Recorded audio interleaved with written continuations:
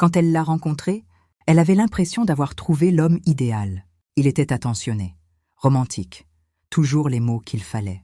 Des poèmes, des compliments, des promesses d'avenir. Elle se sentait enfin choisie, aimée et importante. Elle ignorait que ce n'était que le début d'un piège.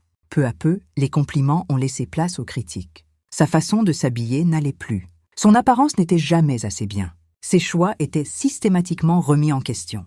À l'extérieur, il passait pour quelqu'un d'irréprochable. À l'intérieur du foyer, elle marchait sur des œufs. Chaque journée devenait un exercice d'adaptation pour éviter les conflits. Elle croyait qu'en faisant davantage d'efforts, tout finirait par s'arranger. Elle pensait que l'amour pouvait réparer ce qui se cassait entre eux. Elle refusait d'accepter que quelqu'un puisse lui faire du mal, tout en affirmant l'aimer. Alors elle continuait à espérer. Petit à petit, elle s'est éloignée de ses proches, de son indépendance. Elle a cessé de travailler. Elle demandait moins, contestait moins et disait oui à presque tout. Non pas parce qu'elle était d'accord, mais parce qu'elle voulait survivre à la relation.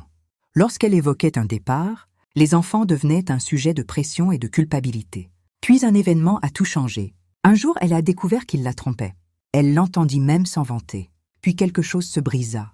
Mais pour la première fois, ce n'était pas elle. C'était l'illusion qu'elle entretenait durant des années. Elle a commencé à écouter une autre voix, la sienne. Cette petite voix qu'elle avait étouffée pendant trop longtemps, qui lui répétait qu'elle méritait mieux que la peur, le contrôle et l'humiliation. Elle prit une décision. Elle a organisé son départ, sans cri, sans vengeance, sans guerre. Elle a choisi de protéger sa paix plutôt que de gagner un combat. Et malgré les tentatives pour la faire changer d'avis, elle est allée jusqu'au bout. Elle a appris que l'amour ne demande pas de s'effacer, à renoncer à sa famille, à ses amis, à sa liberté. Elle a compris que la peur n'est pas une preuve d'amour. Le contrôle non plus. Elle n'est plus cette femme qui attend l'autorisation d'exister.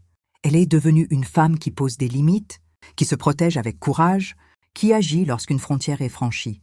Les relations les plus destructrices ne commencent pas toujours par la violence, mais parfois par une admiration excessive, des attentions permanentes et une place que l'on t'offre avant de te l'enlever peu à peu.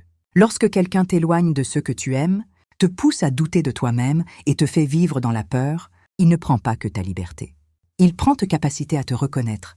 La reconstruction commence quand tu cesses de te demander comment sauver la relation et où tu commences à te demander comment te sauver toi-même. C'était Sonia de Psy Positive pour plus de joie, de sens et d'équilibre. Gratitude.